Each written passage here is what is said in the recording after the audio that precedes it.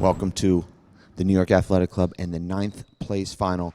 This match has more implications on it than any match throughout this entire weekend. I'm here with both of our players, Daniel Cordova, Stephen Cooney. You guys both know what's on the line. The winner of this match will receive that 8th invite to Salt Lake City, the incentive money that comes with it, and the leg up on the season-ending year-end bonus. Stephen, I know you guys have played in the past. I know you guys are very excited for this match. What's going through your mind right now? Just get in and play. I'm just not trying to think about anything else but the game. So, yeah, so just get in and play and see what happens. Daniel, you beat Luis Moreno yesterday. You have to be brimming with confidence here today, but you know you're facing a totally different kind of challenge today. And Stephen Cooney, this is his home court. Yeah, I know it's going to be tough. I'm going to play my game, try to play my best. Same as I did against the last few players I've played. Just play intense. Make sure I hit my shots. Good luck, guys. We can't wait to watch it. Dave, thank you very much. Yep, Dave. This one does have implications. They're both on the court here, warming up for this men's 9th place championship on ESPN and the Watch ESPN app.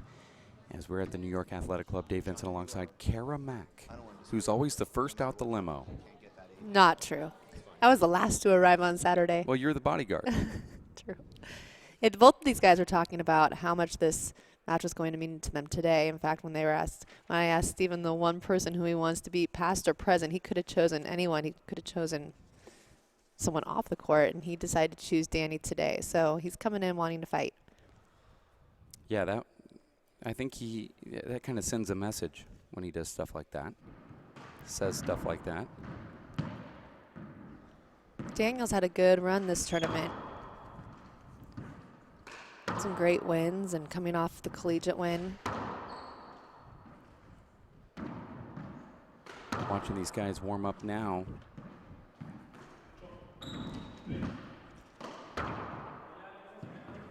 Our referee is going to be Dan Armijo.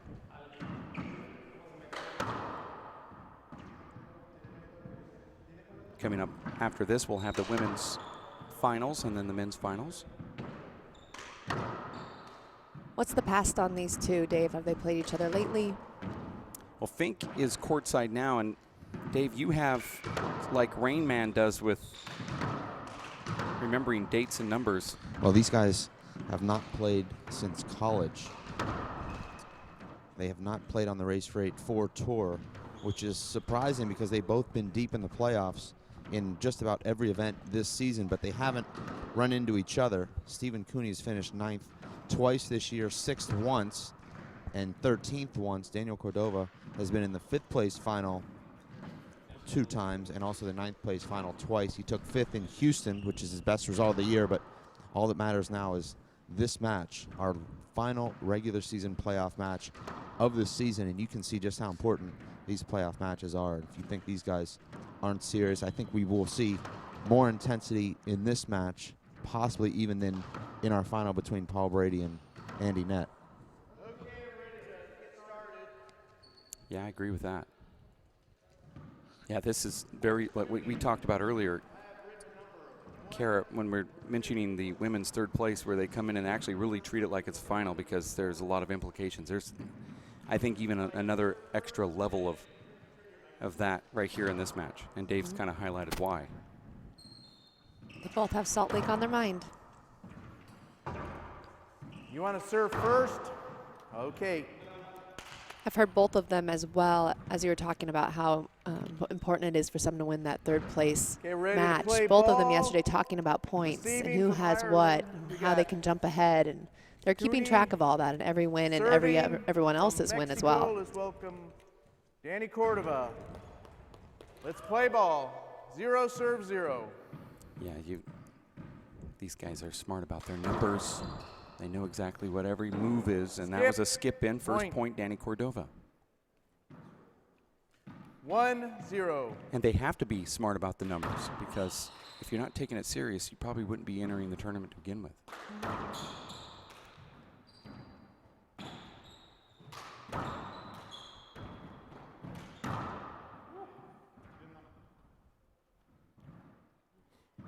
Kara, just a couple weeks ago, just a couple miles from your house in Portland, Oregon, Danny Cordova won the Collegiate National Championships at the Multnomah Athletic Club, which I know Hold you've it, been play at over. a few times, especially the baseball field there. Absolutely. Is Well, it now it's a soccer field. soccer field? I Lost mean, Timbers, yes. used to be Civic Stadium. Is that what it's called? It's been everything. PGE Park, Civic. I grew up with it being Civic, though. Yeah, I'm a Civic. Yeah. And I'm still a Beavers baseball girl, too, even though they're long gone. Right. Well, I played baseball there for 0-2. back in '88. I just aged myself. You mean 98. No, I mean '88. Wish it was Trying to 98. help you out here.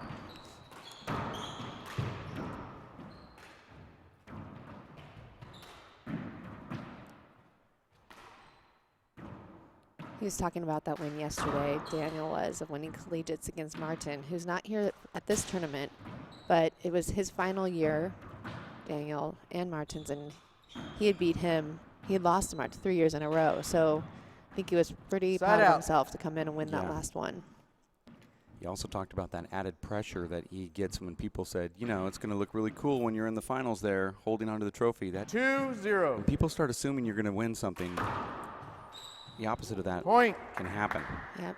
Look at that reverse hook right there from Danny Cordova right in front of himself. 3-0. My opinion, this is a serve that he just did was one you'll never see on the tour. Even Moreno won't do it. Point. But I love this serve right here. 4-0. Let's see if he does it again. And that was it, but he overhit it. That's the reason why you don't see it.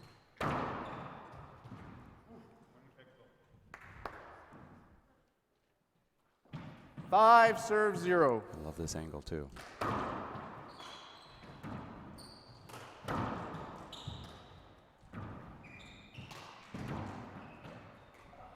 How have you seen Cooney's game change since moving to Queens, moving to New York versus when he was in Ireland? Has it changed at all?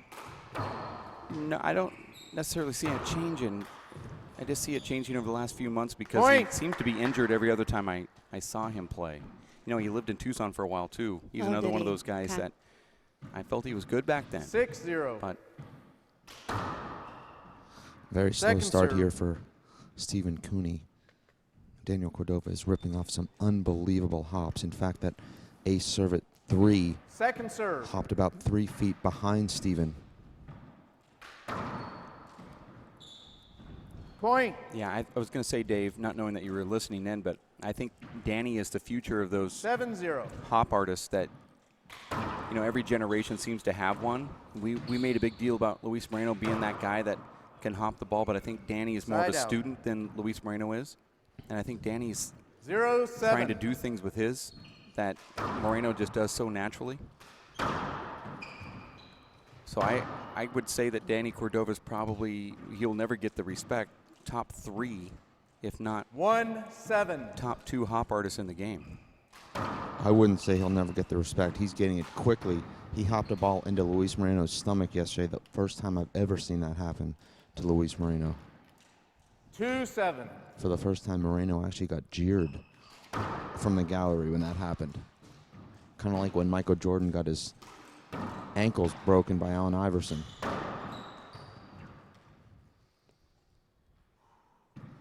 Side out there while Cordova was 7-2. still had the lead at 7-0. At least Cooney got 2 on the board.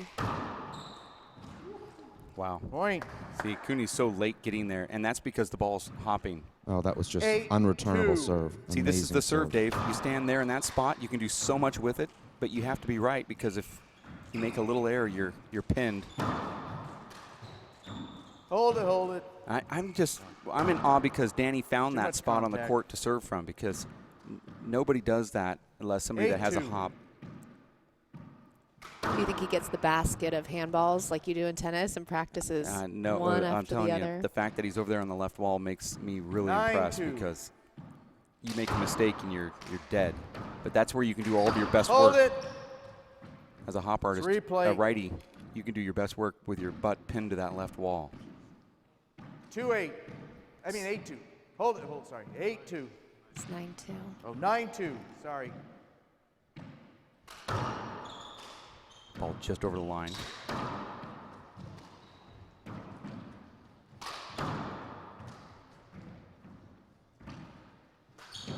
Cooney really Side playing on out. the defense on that one there. But still got the side out. Cooney looks right now like he did against Nadi Alvarado, where he's just trying to get the ball 2 back. serves 9. Danny's putting so much pressure on every shot.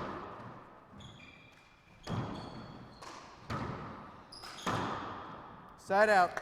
See, if that part of the game of Danny Cordova gets better, I mean, right now it's already 9-2. really good. But if that part gets better, he's going to be one of those dudes that's going to be vying for a national championship one day, I think. Well, I think he could certainly be going for a 10-2. Players' Championship, maybe even this year, Dave. No. 1 serve.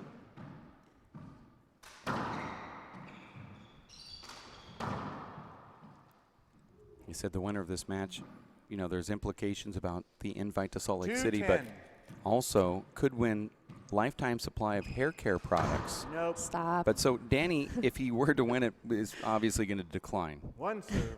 the offer. You never know. We don't know what he looks like on his off time. Well, He may curl that hair. Actually, he talked about living in Chicago and 10-2. going out after taking showers and having his hair wet and it freezing. Feeling that that's true. just cold. 11-2. Ice head. Up there in Portland, Kara, that's frozen rain, not snow. Look at that left-handed kill Point. shot from Well, Cordova. Dave, Danny wisely takes that with his left hand. He pins Steven to his right. If he takes that with his right 12-2. hand, Steven can get back to the middle of the court. But instead, Dave, he plays it so intelligent.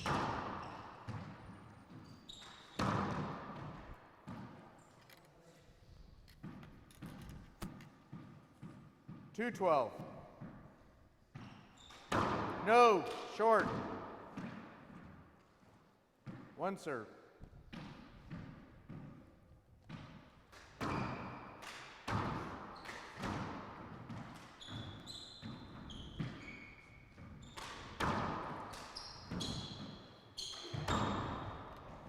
Point. That's a good shot there from Cooney.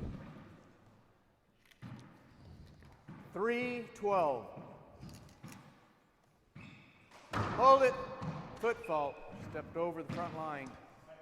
Cooney's made some amazing Second comebacks serve. this season. In fact, Dave, in the first round of this 9-16 playoffs, he was trailing 24-21 with his Salt Lake City invite hanging in the balance. Came back to score the next 5 Point. points after facing match point It 3 just times. Came off the wall funny. No screen. And he knew the implications, Dave. I know I saw it, but I didn't think you were screened.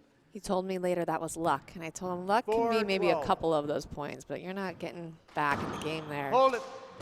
That's a screen serve. Being down 24-21 with just a little bit of luck. It's Two a lot serves. of determination and hanging in there.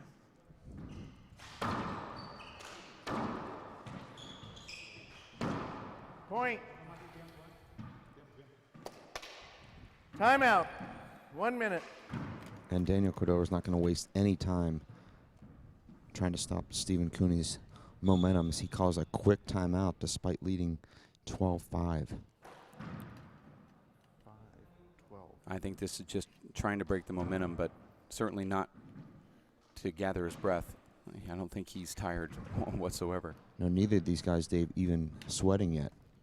It's cool courtside here. Arizona section over here? This is the WPH race for 8. Called me. I would've brought my Men's 9th place. Where huge implications about getting the invite to the Players' Championship. There's a lot involved in that. Yeah. This is where we become travel agents, Dave, for Time's the next in. month. Score is 5, serves 12. It's a 1-game match to 25, win by 2.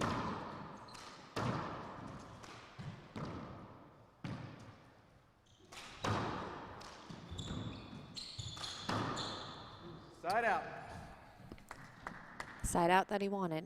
And 12, he come 5. back down 12-2. Cordova pass it.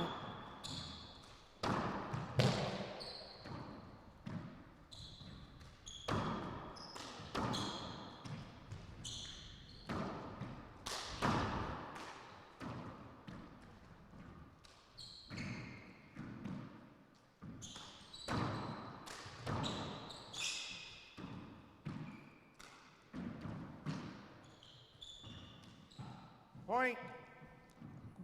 Perfect ceiling shot from Danny. There's really nothing else you right can into the right corner. Davey, there's nothing else you can do from that 13-5. position either. That ball just comes right down on the side wall. Hold it, that's a screen. I've serve. seen some players get that back just, I think, more of luck serve. by clipping a finger. That's all you can really hope for. Short. Is there a formula that you guys use, Dave, to try to get that ball back? We don't have linesmen. No. One serve. See, there's no formula, I Kara. was just I mean, wondering the same there's thing. none. Just My get it formula back is, yeah, shut my eyes. and swing a couple times, both arms.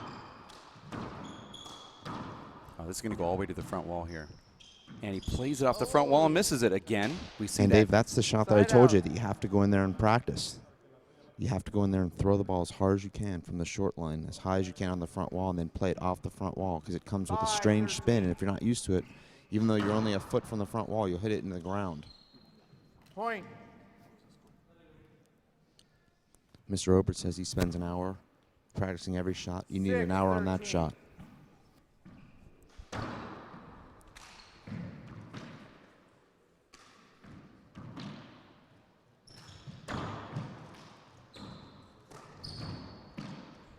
Hold it. And that's out of the stadium.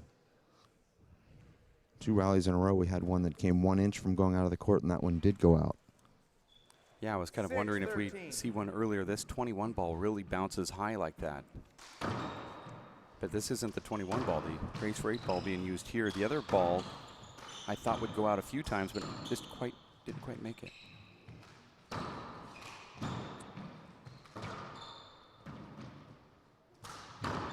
Wow, that's unbelievable the way he can set up like that, Dave. Oh, just perfect technique. And we got a 13-6. report, a score that came in. Women's 5th place. Yvonne August defeats Danielle Daskalakis. Point. 25-19. Wow. So I guess, Dave, Yvonne is the best player in the United States right now. She is so determined. She works very hard. 14-6. She has talked about coming back into the sport and really training and wanting it. That's 15. 3 minutes. You can just tell by looking at her that she does a lot of training and is physically fit and can keep up with any younger player that comes her way. So 15-6, we're heading into the break. Yeah, going into the halftime here with a 3-minute break, and you know, Cordova trying to put an explanation point on his amazing year. Started a little late on the Race Freight Tour, but the last few stops, to include him qualifying, making 5th place in Houston, was really kind of a catalyst for the rest of his season, and he's, you know, letting everybody know. And then he throws in the middle of all that, winning the Collegiate National Championship, getting the monkey off his back there. Dave, I'm here with Luis Cordova and Abraham Montillo. Luis, I think you put more pressure on yourself in these matches than your brother does. I see you up here white-knuckled cheering on your brother. Right now he's pretty much playing flawless handball, 10 points from getting that 8th spot for Salt Lake City. Yeah, he's playing well. I think if he keeps it up like this, his serves are hopping like I've never seen it. And I think if he can take advantage of that, like his first strike, I think he's definitely going to get it. Abraham, you've played both of these guys. You defeated Stephen Cooney 26-24. He's a grinder, but he's not really having much of an opportunity to get into these rallies. What can he do in this second half to earn that coveted 8th spot that he so desperately wants? I think it's a tough hill to climb, but he could possibly do it. First of all, Daniel's serving unbelievable, so he's got to return his serve much better. He's got to find a way to read his hop serve and just put him in a defensive mode. Right now, Daniel is nowhere close to playing defense. He is as comfortable as can be. He gets a setup, he's putting it away. So Steven needs to push him back, make him play defense. You know, guys, it's not often that pro players will sit up here and watch serves and just be awestruck, and that's what's happening right now with these serves from Daniel Cordova, hopping the ball 2 or 3 feet right down the middle of the court. Just impossible to return. It's got pace on it as well. Guys, thank you very much. I'll let you enjoy the second half. Okay, Dave thanks. and Kara. Thank you very much, Dave. And speaking of that hop serve, let's go ahead and analyze that as we have a breakdown of this amazing serve that we've been talking about. Watch how he goes over the top. That'll reverse to the right. And super slow-mo there. And then there's that first strike that he hits down the wall. And what he's trying to do here is get a weak return, Kara, so he can do exactly that on the return. And you saw Danny standing on that left wall. He, in slow motion there, if we can look at it one more time as we have time here to get back in. We'll look at it at the first available break, but I want to explain a little about the physics going on and hopefully even maybe possibly stop at the impact of where Danny Cordova is hitting the ball, and I'll show you exactly what's happening because you can see it from here with the camera. Now, when you're in the court and you're 5 feet closer or 10 feet closer, you don't see this stuff. 50 feet back, you can analyze it pretty easy, but the closer you get, watch right here on the serve. But as Steve comes in, watch right here as he goes over the top of the ball right here. Now watch his hand go slide over the top. It looks like he's throwing a curveball, actually a screwball in baseball, and you can see his hand break over the top of that. That's that spin. Now we're back into play, and that ball then reverses to the right. Now your opponent is standing there, and they see that you're coming down the left wall, so they take a step to the left, and the ball goes to the right, and now your momentum's going one way. It actually feels like a 2 or 3 foot hop when it only broke maybe 3 to 6 inches. So that first initial jump out of the box, seeing that he's going down the left, isn't really down the left. It's now down toward the middle, and you're leaving your spot that you should just be standing in. Yep. And so it breaks into you, and Catches you off guard and sets you up for the your only next option kill. is just to throw it up to the front wall where Your opponent's ready for you when you do that.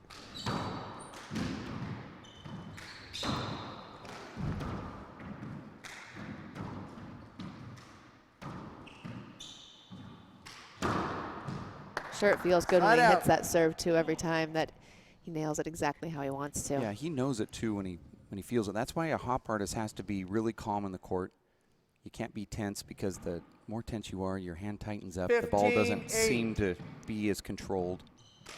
There, he did it again. You can see again, he went over the top of the ball. That's right down the middle. Cooney plays it pretty well there. That was a huge hop, but it wasn't where he really wanted to place it.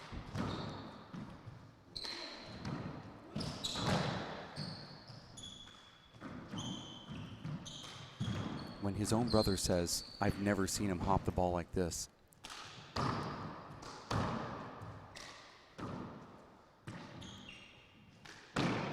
Oh, and Steven just misses that. I don't know how he missed it, though. Well, it was a perfect swing, and Steven had started off this second half with a lot of intensity.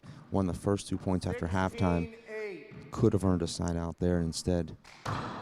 Daniel Cordova, and that serve was short, Dave.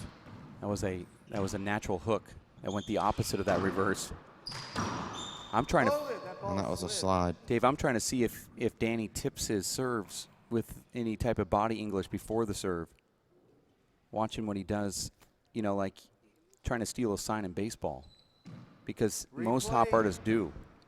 When he wants to go under. Look at that ball. That was a reverse for those at home. Perfect corner kill. Danny's looking for the fly kill on the return of serve. Didn't put away that fly kill, but set himself up for an easy right corner kill. Okay, this is going to be a natural hook. There it is. No, it was a reverse again, wasn't it? Yeah, that was a big reverse. No, he went reverse, natural, reverse, reverse. One serve.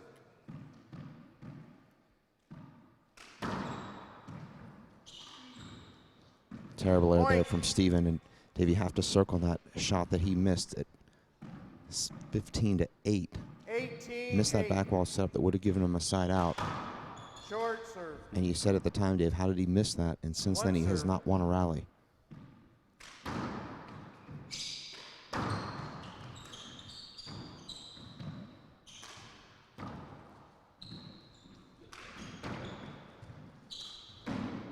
Speaking of reverses, Dave, Danny will use his natural hook on that two-ball serve.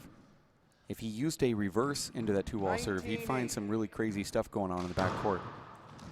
That was a reverse that fades away, and I think that's the best serve in handball. Steven really struggling now, just cannot seem to get the ball back into play. That's a And natural. now 28. At what point does he call the timeout? I don't know. You know, Dave, I'll tell you, we talked yesterday about how beneficial it is to play the top players. You said, well, you know, you play Luis Moreno and then you go in there and play somebody else and you think, well, this is easy.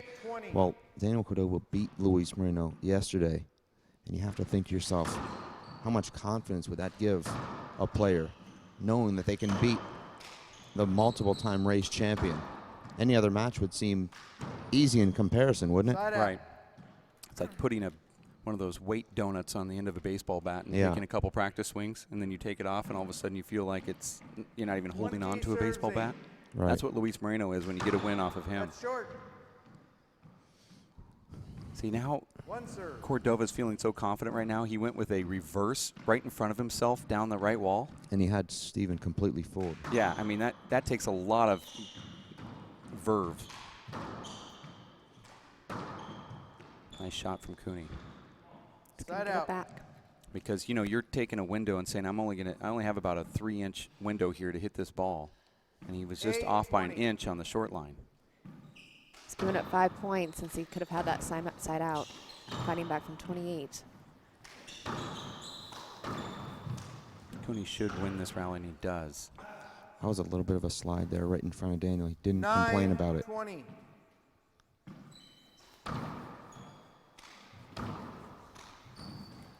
Cooney kind of going with that stutter step Irish whip on that serve there. That's Cooney's best play there, serving it into the deep left corner about mid-pace and then following up with a left-hand paddle re-kill. That's how he earns most of his points. And you see Daniel wasting no time. He's not going to let Steven get comfortable at all, even though he's leading 20-11, I believe.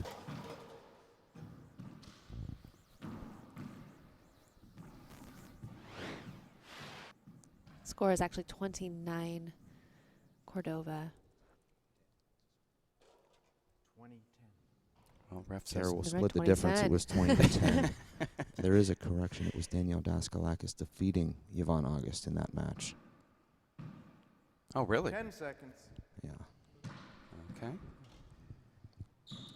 Referee came to the wrong table and gave us the wrong Kids information. play ball. 10-20.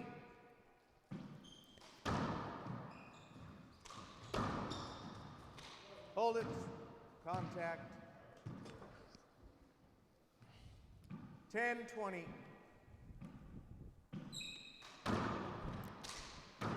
Cooney looking for the comeback he had yesterday.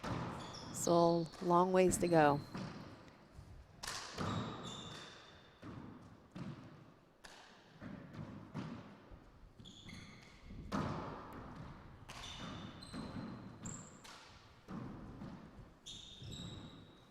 Point. It's hard Danny to has such a good left. I'm surprised he backed himself into that left wall and whiffed that 11-20. right-handed shot. That's the shot we couldn't see. I was going to ask Dave what happened there.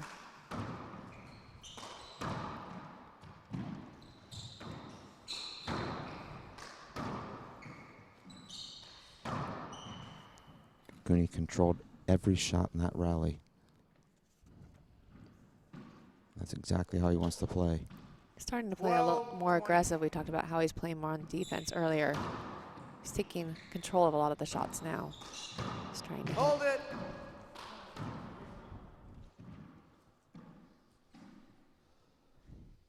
It's a replay.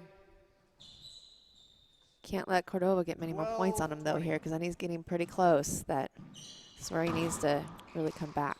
I haven't seen many players come back from this. I mean, it has happened, but Hold it. I can't tell you where or when. Dave can, but It's hard when there's just one game because there's no second chance. 12 There's no start over and get your energy back. Let's do it now. Hold it. Screen serve. A referee is calling a lot of playovers, a lot of screen serves, and a lot of hinders. 2 serves. That's the difference between the old school reffing and the new school. You wouldn't see 95% of these screens and hinders called with our current pros. 2 bounces. Good call. And Dave, you know what happens is these guys would play each other without a ref or with a new school ref, and there'd never be a hinder. They'd never even think about it. But once 1 or 2 of these hinders and screens are called, they're looking up after every point, expecting one to be called. it's an interesting psychological experiment because This referee also, if you want to take another level into it, Dave, he works the referee more than anybody I've ever seen, but as a referee, he does the opposite of what he always wants when he's playing. Well, actually, as a player, he wants every call, so I don't know how that would translate into being a ref. He just makes every call as a ref. And what I'm saying is he's giving the opponent the opposite of what he's asking for when he's in there. Saying, I don't think you could have got to that ball, when he himself would say he could have gotten to it. I was hoping to see Paul Brady ref another game this tournament. Yeah, You I wasn't. didn't get to sit out there and watch the reaction. This is a good rally here, Dave. I think Cooney was doing a walk-off there, thinking he got a nice kill shot. 28 shots right there, and that's how it ends. Little contact as he slid by. See, that's what I mean, Dave. Yep. Dan Armijo would have called that as a hinder, but as a referee, he doesn't see it. Was right on the wall when you hit it. Well, normally he would call that as a hinder, and that's why Steven's looking up, because throughout this match he's called anything that was even remotely close a hinder, and that one was certainly within the range of being called a hinder. But you saw The way this match has been called, you would have thought that would have been called. You saw on the replay, Steven go by there, Kara, and push Danny out of the way. If we can look at it again, I know it happened really quickly, and you have to look right with Steve Cooney's right hand. He goes by Danny and actually pushes him pretty hard. Danny, I think, was a little too far away for it to affect him, but watch this here. Steve Cooney on the left. That's where I felt there was a walk-off. Cooney posed after that shot. Watch what Steve Cooney does here. We're doing a lot of ceiling play, so you're not going to see the players much until it happens. Right here, push off right there. Push off. Sticks his right hand out as if to say, you're in my way. And if that's not proof enough that somebody's in your way. Yeah, looking for the call. With any sport, though, any athlete, you get used to whatever referee or umpire, whatever your official's calling. So it's just about being consistent for that official. And because if someone's calling nothing, you know they're going to call nothing, and you're not going to try to get away with anything or make a fuss. But if someone's calling things and you just expect it and actually want it just to keep the game consistent.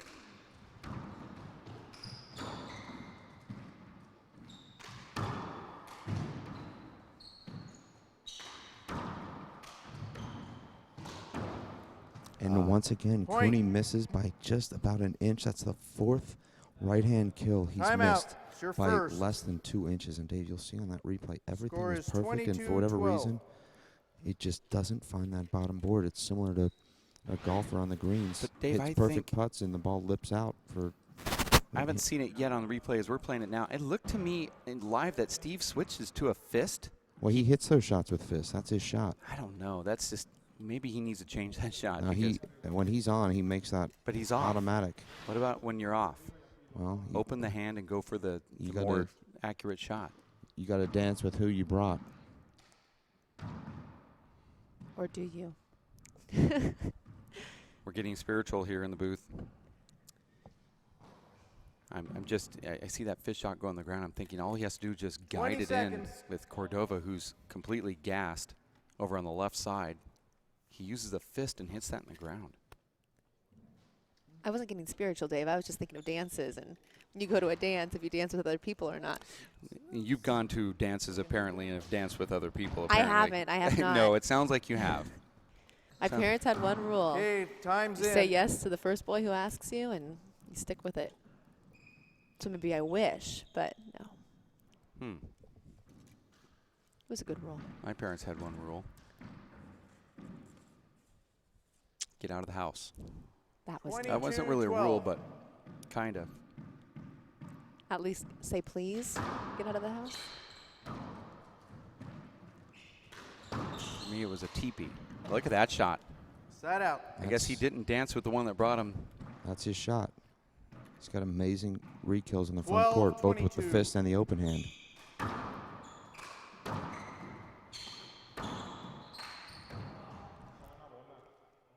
He did not want to give Danny back that serve. 22-12.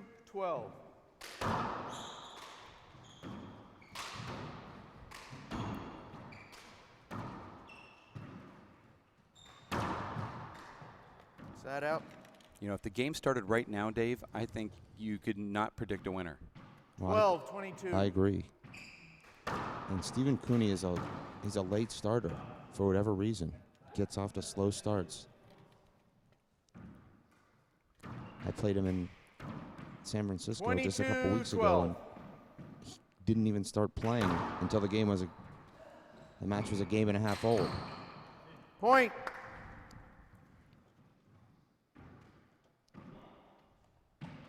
(23-12). Set out. He doesn't let up, though. Some people with that 22 point. 12-23. Him only having 12. He's still fighting back for the side out.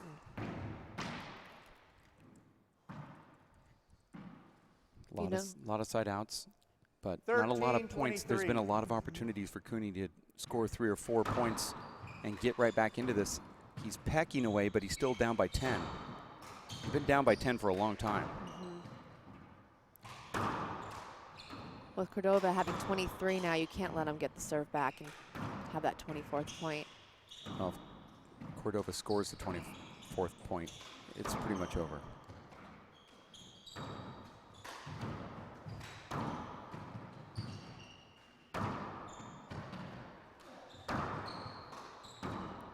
And there's that amazing fist Point. re-kill and a 30-second timeout from Danny Cordova, who is completely exhausted right now. Timeout. That's your last. How does Cooney look out there, Cooney Dave? looks really good. He's very motivated, very intense. And like you said, 23. Kara, if this match had started right now, Cooney would certainly be the favorite. Yeah, because that's Cordova looks completely gassed right now. Well, and you can see with Daniel's shot selection, he's just hitting the ball all over the place because he's not able to set his feet, and he's just going for crazy shots. Cooney's very much under control right now, and I would not write him off at this point. 20 seconds. Again, we've said he came back from 24-21 yesterday, so. Cooney's the kind of player that plays better from behind.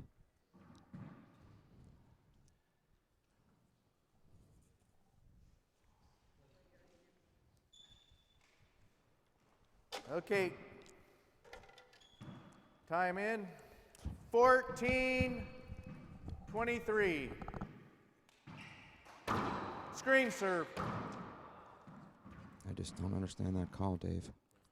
One screen.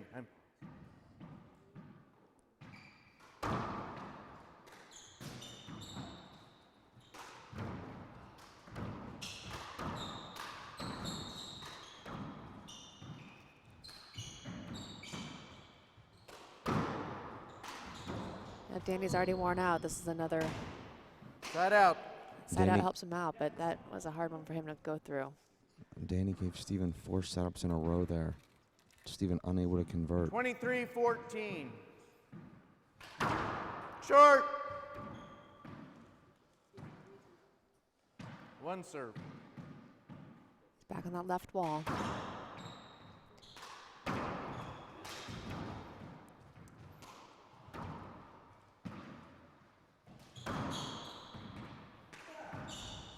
Point.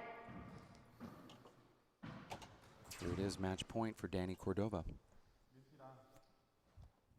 24-14.